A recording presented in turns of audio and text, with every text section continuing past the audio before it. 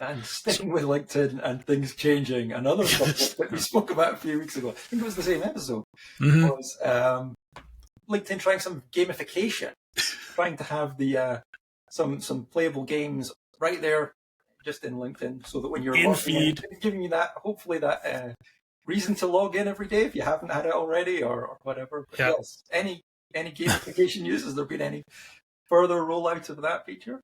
Luckily, no, from what I've seen. Because I mean, who doesn't want to update your resume and play a quick game of something on LinkedIn? Go to tend to my digital farm. Yeah. Make sure the corn is growing in your digital farm, and add something that you want. Your company won an award, or I'm not sure. So, no, there hasn't been any more info about this. And for me personally, I'm kind of glad, because that's a weird one. Vertical video on LinkedIn, I get. Gamification on LinkedIn feed, I'm a little bit so on that. But in the same kind of idea, YouTube just rolled out games on their platform, and they're called YouTube Playables. They're available on both the desktop version and the app version of YouTube. They're fairly basic and simple games that you can play directly on YouTube. It doesn't take you to any sort of third-party app. So yeah, the easiest way is if you go to the YouTube homepage and scroll down just a little bit, you'll see them right there, called YouTube Playables. There's more than 75 games to try, including Angry Birds, Cut the Rope. There's one called Farmland, which Ian, you might be really into. I think the goal here obviously is to keep people on the platform longer. And I know, if you go on YouTube any amount, one of the big kind of verticals in terms of content is gaming content. Now, obviously, it's not necessarily gaming content that aligns with these games that are coming out. You're not playing Call of Duty on YouTube. But those are there now. They were tested for a while. Again, talking to Yasher on our team, he's in on the premium side of things, so he has the ability to test these things. And he says he's actually been tested. He was available for testing for a while, so he actually had a favorite game, and he's like, "Oh, I play this game all the time." So they are there. We shall see what happens, but YouTube Playables are a thing.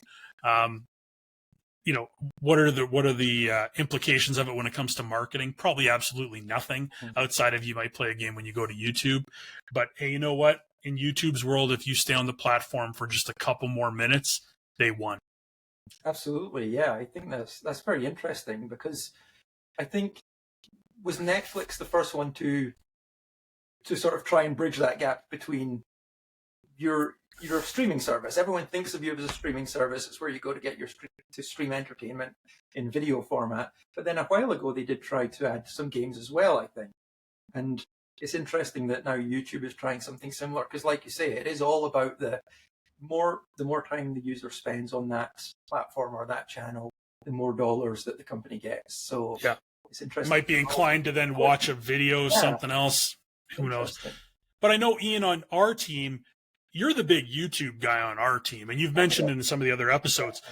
As a regular YouTube user, are you going to be, as soon as this podcast is over, are you going to be getting on YouTube to play Angry Birds?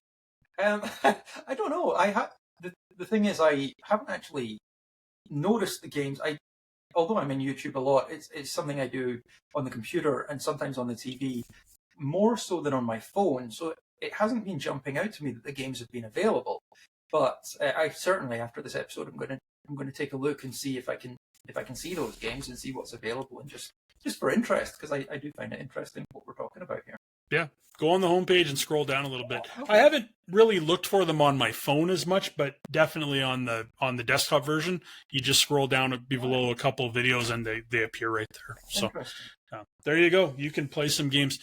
Ian, you can just game all weekend. You can watch hockey, big hockey guy. Yeah. You can play some games.